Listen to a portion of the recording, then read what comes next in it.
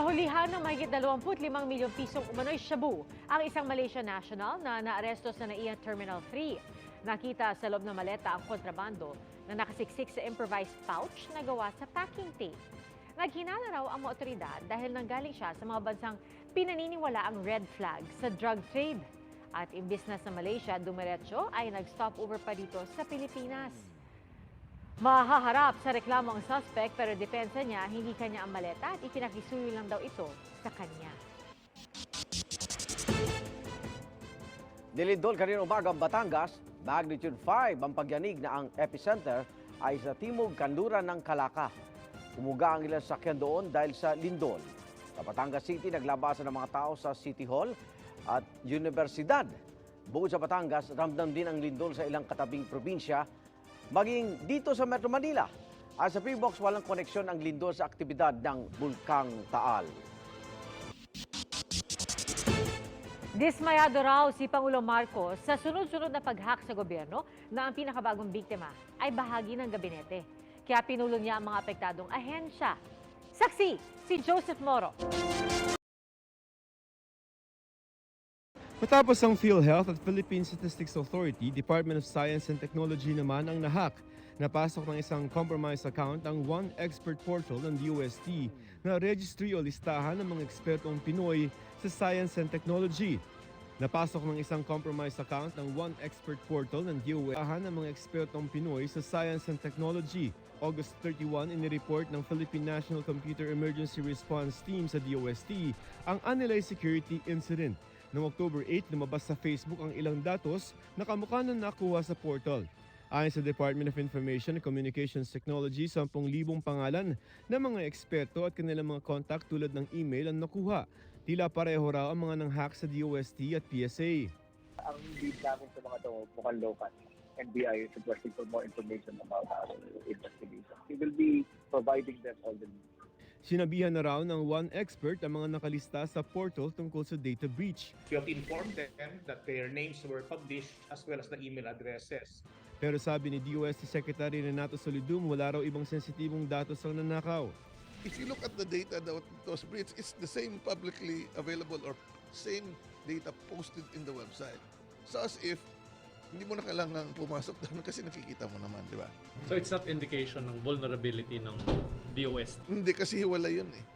It's a system that was separated from our own system.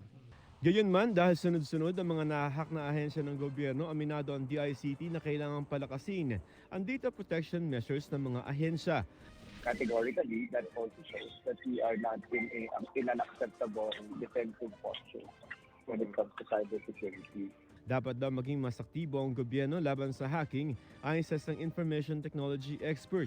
Itong mga hackers na ito, siyempre, profesyon na nila yan, hahanap at hahanap yan ng mga kahinaan ng iyong sistema.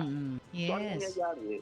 Nakukunahan tayo ng hacker. Si Pangulong Bongbong Marcos dismayado raw sa mga nangyayaring hacking incident. Pinulong niya ang mga concerned government agency at inatasan silang tiyakin na hindi mauulit ang nangyari at tugisin ang mga responsable sa data breach.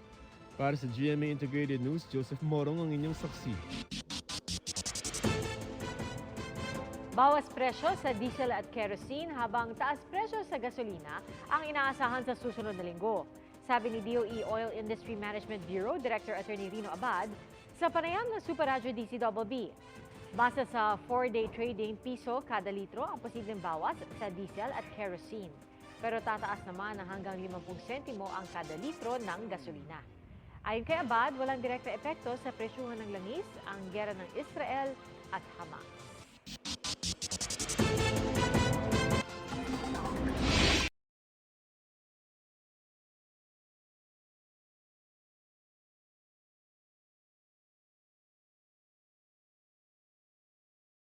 Mga kapuso, kahit wala ng hanging habagat, iba't ibang weather systems ang posibleng magpaulan sa ating bansa ngayong weekend.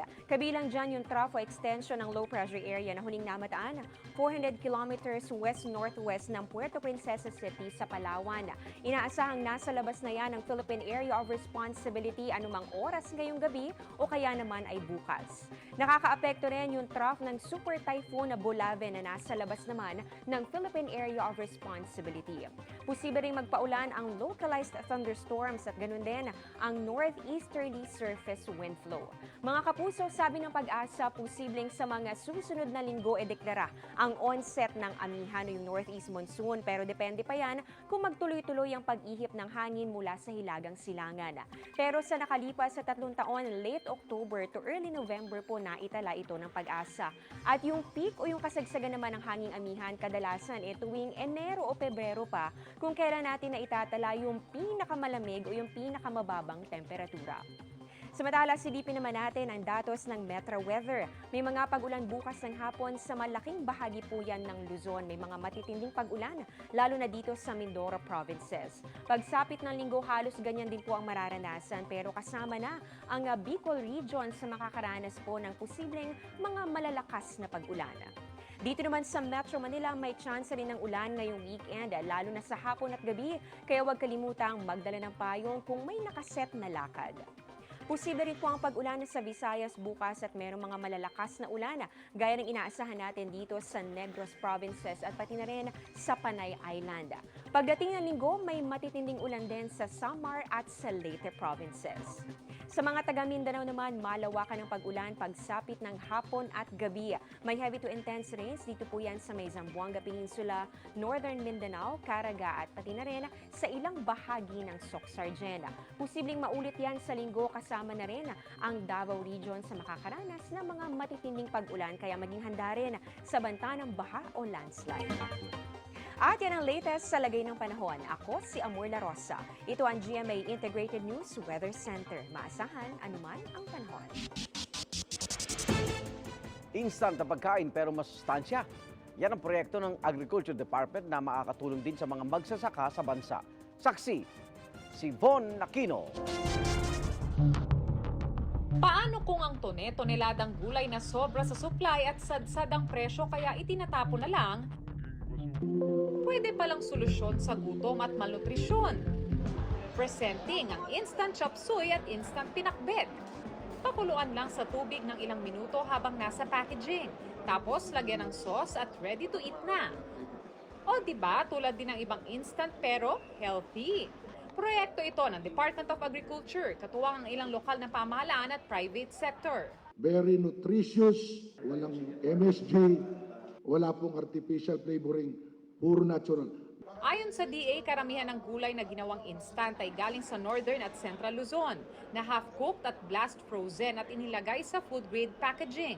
Ganito rin daw ang ginawa sa sauce. Ang main focus talaga nito ay matugunan directly yung supply, yung production, mailink dito sa processing, and eventually diretso na sa marketing. Pwede itong pakain ng gobyerno sa mga nasalanta, sa paaralan at sa mga preso. We will also be partnering with DSWD, DepEd, Bucor, para yung mga school-based feeding program, yung may mga panahon ng calamities, hindi puro dilata, hindi puro instant noodles. Pinag-aaralan na rin kung pwede itong mai-distribute sa mga supermarket nationwide. Inaayos pa ang presyo pero ang tiyak sa ngayon, magiging abot kaya ito.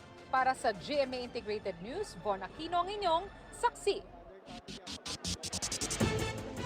Nilabas na ng Malacanang ang listahan ng mga holiday para sa 2024. At base sa Proclamation number 368 ni Pangulong Bongbong Marcos, 10 ang regular holidays. 4 naman ang nadagdag sa special non-working days, kabilang ang ibinalik na bakasyon sa Chinese New Year. Hindi kasama po ang anibersaryo ng EDSA People Power. Paliwanag ng palasyo, bagamat nire-respeto nila ang pag-alala sa okasyon, papatakasin ang araw ng linggo ang February 25 at wala namang pasok ang karamihan.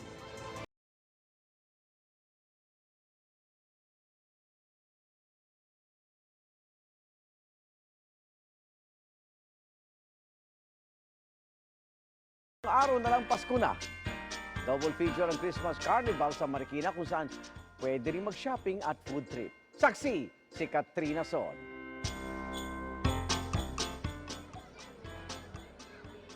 Igan, ngayon ngang payday weekend, marami ang dumayo dito sa isang pasyalan sa Marikina kung saan may iba't ibang rides, iba't ibang pagkain at may bazaar pa. Hindi lang thank God it's Friday ngayon. Thank God, it's payday pa. Kaya ang barkadahan ni Jake Quijano, deserve daw mag-unwind. At naisip nilang puntahan ang Christmas saya sa Riverbanks, Marikina. Sulit daw ang food trip at pamamasyal. Hindi naman super pricey ng mga food and ng mga games, kaya okay siya dito para sa mga students. Pasok sa budget. Libre ang pagpasok dito sa Christmas Carnival. Kaya naman patok sa mga estudyante at pamilya. Sobrang saya po. Lahat po meron eh.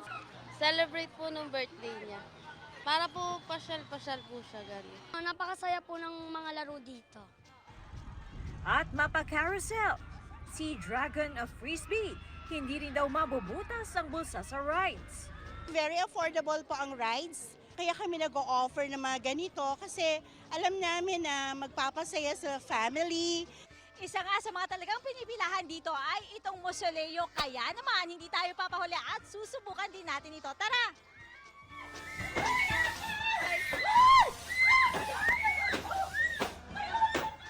Sobrang dami pong experience na hindi mo maintindihan kasi para po talaga siyang cemetery. Nakita ko po yung kamag-anak ko sa loob naman nananggal. At syempre, meron din itong giant fun slide para sa mga bata at sa mga young at heart na katulad ko. Ayan. Pagod na sa rides? Pwedeng mag-power up sa mga tindahan ng street food, seafoods at mga putahing ulam. Pwede ring mag-shopping, lalo't meron ditong bazaar na nagtitinda ng mga damit, accessories at footwear. Mula 60 pesos pataas ang presyo ng mga paninda. At bago umuwi, pwedeng umupo muna at magmuni-muni sa parke. Igan, bukas naman ang mga rides dito nga sa Christmas Saya from 4 p.m. to 12 midnight. At kung bazaar naman ang gustong puntahan, bukas yan from 2 p.m. until 12 midnight. At live mula dito sa Marikina para sa GMA Integrated News. Ako, si Katrina Sorn, ang inyong saksi.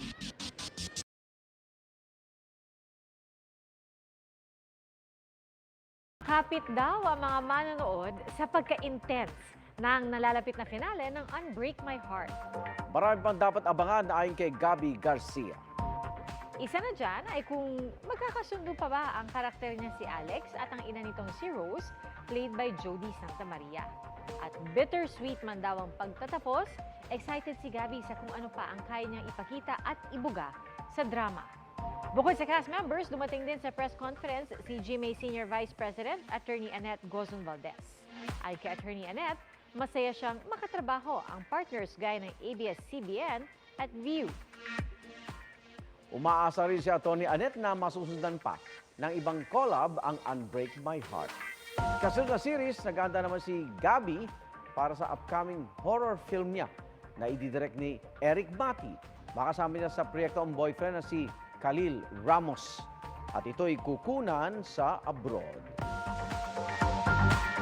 Muling ikwinento ni na Julian San Jose at Raver Cruz ang nangyari sa kanila sa Israel. Inabot sila doon ng giyera sa pagitan ng Israel at Hamas.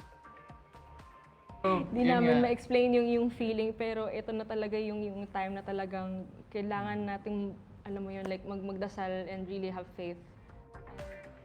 Nasa Israel sila noon kasama si Bubay para sa kanilang show na Love Trip na, Laugh Trip pa. Kwento ni Raver, nagpapahinga sila mula sa pagbisita sa iba't ibang lugar nang gisingin sila ng kanilang mga manager hanggang sa marinig na nila ang pagsabog ng mga bomba. Pagtunog ng malakas na sirena, mabilis silang lumipat sa safe room at sa bomb shelter. Laking pasalamat naman ng dalawa ng matuloy ang kanilang flight pauwi ng Pilipinas. Natanong din si Raver kung nasa isip ba na mag-propose kay Julian sa gitna ng naranasang gulo. And para sa akin, yung glimmer of hope ko kasi doon, lakas ng loob ko ay nanggagaling kay Julie. For me, mind, body, and soul, kasal na ako sa kanya.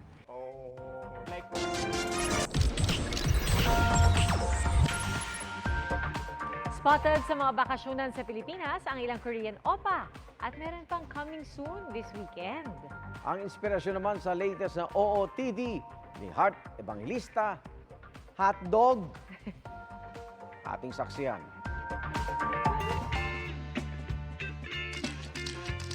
From fashion appearances abroad to fast food couture, rumampa in her hot dog sandwich costume ang Kapuso actress at style icon na si Heart Evangelista. Ang kanyang runway, isang grocery store. And she slayed! May mahigit 500,000 views na yan sa TikTok.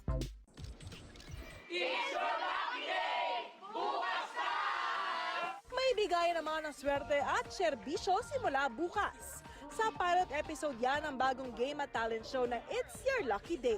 Pansamantala itong papalit sa noontime show na It's Showtime na sinuspinde ng MTRCB. Nanguna kanina sa rehearsals ang host na sina Luis Manzano, Robbie Domingo, Melay Cantiveros at Jenica Garcia. It's bittersweet that, a few things had to happen. Pero nandiyan na yan eh. Ano tayo gagawa? Basta ang gagawin namin kung ano man yung window na binigay sa amin, susulitin na namin. Makakasama rin sa fun ng halian for 12 days ang iba pang celebrity guests. Mapapanood yan simula bukas, October 14 hanggang 27 sa iba-ibang platform kabilang ang GTV. The K-League never ends for Pinoy fans. Sunod-sunod ang pagbisita sa bansa ng ilang Korean oppa at bidang ating tourist spots. Ang King the Land star na si Kim Jae-won, enjoy na enjoy sa kanyang Cebu trip. Tampok din ang kanyang Pinoy food trip sa isang IG post. Sa Anilao, Batangas naman nagbakasyon ang Dr. Romantic star na si Anyo Sok. Kasunod ng jam-pack niyang fan meet. This weekend din darating sa bansa ang Korean hotties na sina Park Seo-joon at Lee Min-ho. Para sa GMA Integrated News, Katatibayan ang inyong saksi. Salamat, Igan, sa inyong pagsaksi. Ako naman, Arnold Glavio. Ako po si Pia Arcangel para sa mas malaking misyon at sa mas malawak na paglilingkod sa bayan. Mula sa GMA Integrated News, ang News Authority ng Filipino, sama-sama tayong magiging saksi!